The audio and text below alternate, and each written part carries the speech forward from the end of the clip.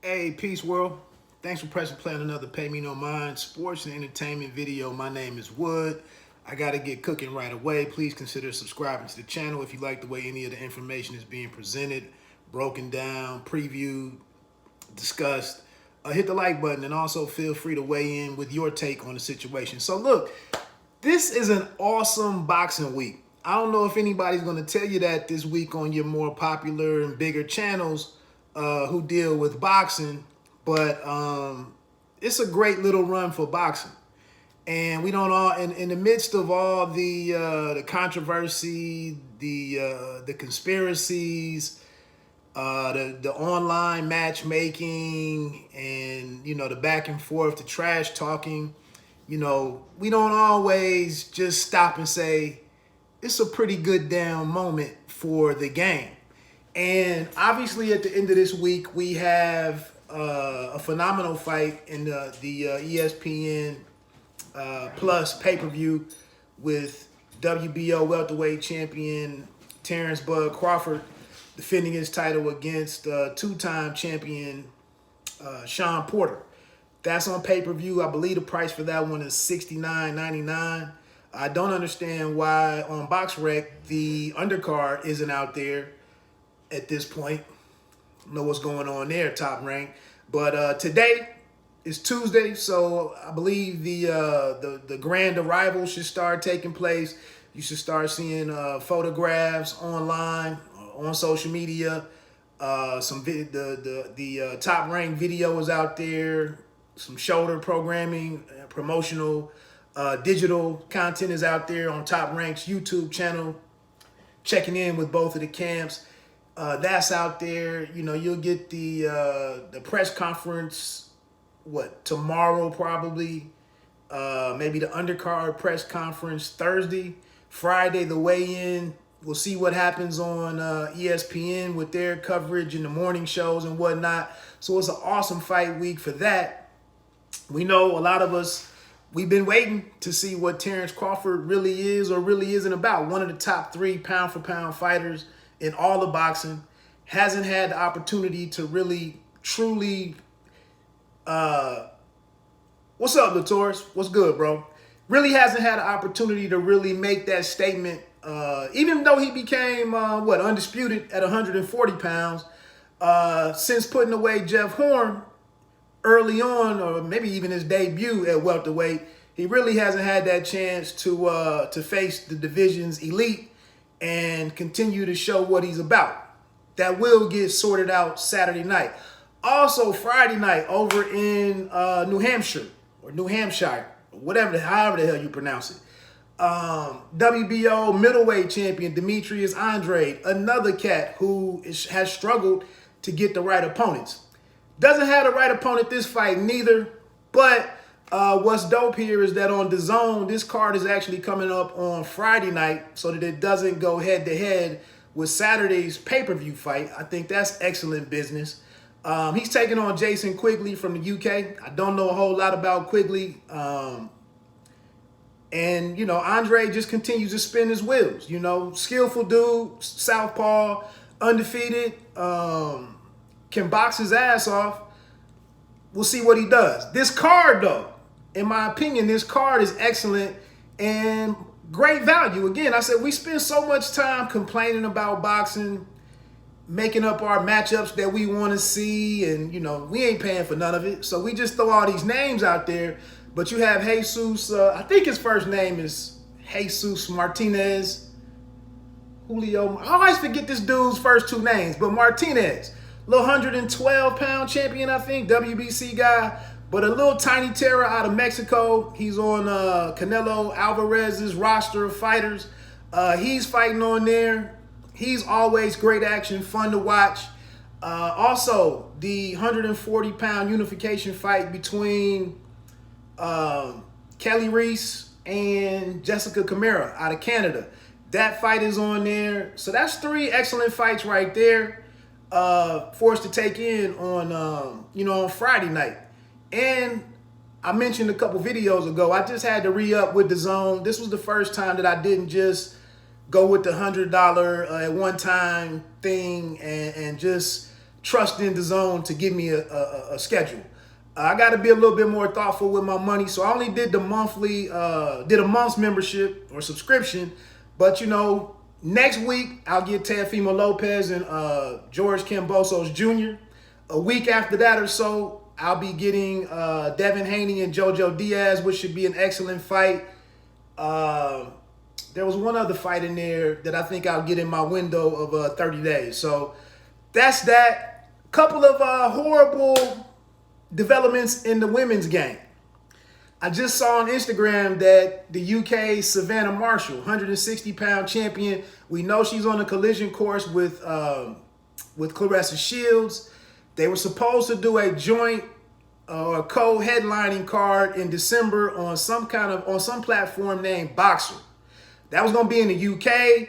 It was going to get both ladies on the same night in the ring and kind of lead into their eventual showdown in 2022. I just saw where Savannah Marshall sustained a hand injury in her last fight, which happened about 3 to 4 weeks ago, and she will no longer be on that December 11th card with Claressa Shields when Shields makes her return back to boxing. I think this is horrific. I think if you're somewhat flexible and not completely intolerable of women's boxing, I really think if you've taken a look at what the women have been doing for the last 4 to 6 weeks, they've had some great fights and some entertaining fights. I think this hurts them trying to capitalize on that momentum. And then on a quick side note, I'm kind of wondering why either Top Rank or the PBC has not taken advantage to give us this fight that was scheduled between, it was a unification fight at super middleweight between Franchon Cruz Dezern and Sweden's Ellen Sieteros. I think that's going to be an excellent fight whenever those two ladies get it going. I think it could be a fight of the year type fight. True, real talk. Sieteros is a big puncher. She stays in the gym. Franchon Cruz Dezern is a hard, you know, she's the hard hitting diva. She's pretty violent, very aggressive. I think if those two got in the ring, there's no way that that's not going to be an entertaining fight. You take that amount of power and aggression, condense it down to 120 seconds per round for 10 rounds, we're going to see action. So I don't know why Top Rank or the PBC, and that should be the model for these women's fights. Trying to put these women up in the main events by themselves and expect the sport, that side of the sport to really grow, to me is bad business. If you do have a huge name, you know, Katie Taylor's done it. We just saw Michaela Mayer and Maeva Hamadouche do it, headlining the card. But if you can throw these fights in here as co-main events or just, you know, featured attractions on some bigger fights, in my opinion, that would be the way to truly grow women's boxing and show the best of the best fighting the best, and for there to be week after week after week to see these compelling fights that allow, you know, some dudes to say, hey, you know, it's good action. So that's it. You know, Savannah Marshall, again, out of the fight. She did mention that she'll try to be back in February of 2022. Maybe they'll try to stay on track with putting together the big showdown between Marshall and Claressa Shields. Another side note, I'm not a Shields hater, but shout out to the sister. They just announced last week, I got a press release about it. Shields and Boxer, they agreed to a multi-fight 7-figure deal for her to be fighting on that platform. So I know she's been vocal about, you know, sexism amongst American boxing fans or American fight fans. She said, you know, Showtime turned their back on her. You know, fights didn't come together. She tried to do the pay-per-view thing on Fight TV. The numbers weren't great. She wants the money, the same money that Chinese Yoda. What's up, baby? What happened to that prediction over the weekend, bro? I came over to your channel to see what you was talking about. You was a little off on Terry Harper and Ohio's finest, Alicia Baumgartner. But I ain't gonna hold it against you. But yeah, you know, Claressa Shields finally got the deal that she was waiting on. I'm sure at the core of that deal, in the 7 figures reportedly that's put out there, I'm sure it was all predicated on making sure that the fight happens with, did I say Harper, bro? I mean, if you didn't say Harper was going to knock out Alicia Baumgartner, you know, maybe I read your chat incorrectly. If you did, if you said it the other way, I know. But didn't you say Harper was going to get the knockout? I mean, it's neither here nor there. It was an excellent 4 rounds of action, so that's all that really matters. But yeah, back to that. I'm getting ready to wrap this up and get on out of here. It's the end of my first break of the day. So that's why I said, man, it's a phenomenal weekend of boxing. World Championship bouts all over the place Friday night. And then Saturday night, the big one between Crawford and Porter. Not sure. You gotta know what your take was, bro. Unless you're like 70s or 68 years old, you gotta know when you come out here making statements with your chest. You got to know what you said. But it's neither here nor there, man. I hope you enjoyed the fight. Let me get on off of here. Like I said, great action this weekend. It's pretty affordable. Again, the Crawford and Porter fight is $69. Okay. I mean, I respect that. I respect that. But I mean, if you predict thousands of fights, I still would expect you to know who you took in a fight. Because you would have had to have done some analysis to get your prediction and to say it with such passion. So you had to have known who you took in that fight. But like I said, it's neither here nor there, man. Nice to meet you. Thanks for checking in. That's all I can really say. But that's it, man. Enjoy the fights this weekend. As I see some more fight week action, I probably have the wrong guy. You're right. Probably. As I see some more developments this week in the lead up to Crawford and Porter, I come on, if anything stands out to me. Again, I think both of these guys are consummate professionals, so I'm really not worried about how they cut the weight.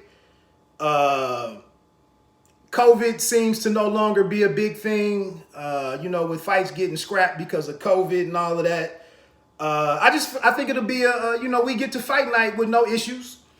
No real animosity between the two camps. So I don't see much, anybody shoving and pushing. It's not that kind of fight week. So I think Saturday night, we'll get to the main event with just expecting to see it all play out in the ring and finally get some answers one way or the other. Is Crawford the man or is he not?